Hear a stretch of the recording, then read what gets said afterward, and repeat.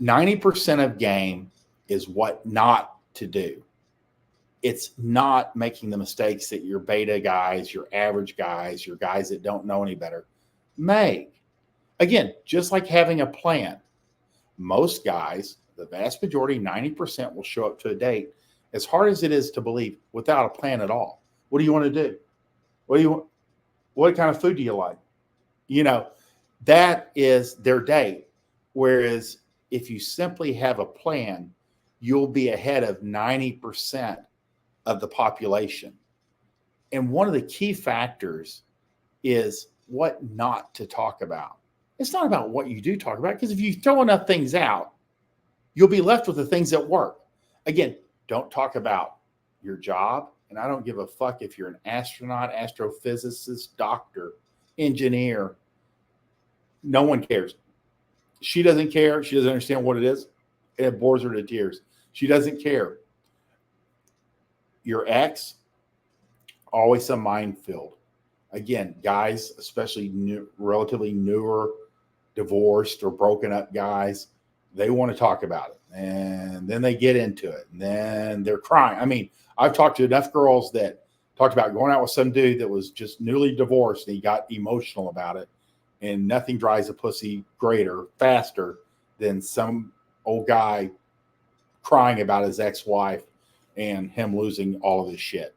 So your ex is off the table. Again, they are going to ask, you know what? Well, you know, we grew separately and we decided to part ways, and I wish her well. That's all you ever say. Whatever it is, it's a healthy breakup. You guys are amicable and you've moved on. And I don't care if it happened yesterday. That's your response. We grew apart. We decided to part ways, and I wish her well. That's it. Then you move to the next. You find something more interesting to talk about. Politics is off. Do not let anybody drag you into a political talk, debate, anything. Again, what her politics are doesn't matter. Girls will, after they start fucking a guy, pick up his beliefs. They will change how they see things according to the man that they're having, or men that they're having sex with. If she's a liberal, you're a big Trump guy, she knows that. And then after you banged her 4 or 5 or 6 or 7, 8, 10 times, she's been around for a week or 2 or a month or 2 months, she's going to start picking up your views subtly, slowly. Again, she listens to country, you listen to hard rock, she's probably going to change that. And that's just the way it is. Women pick up, they're like a radio. They just adjust to what's coming through.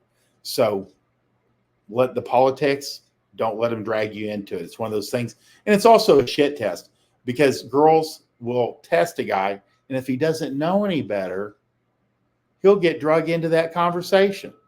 But you know better. So you just laugh at her, nag her, change the subject, and move on to something more interesting and fun for you.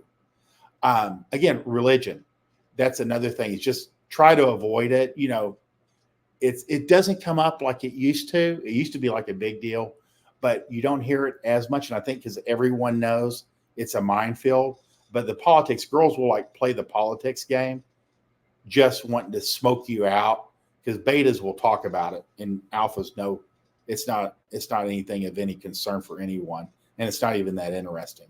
So on the first date, you want to avoid all these: job, ex, politics, religion, and Nixon says the weather in general. And again, these are the things that if you avoid it, it forces you to focus in on because these are minefields. These are things that will bore her, or you get into an argument and then everything goes down and you're like, you wasted your fucking day.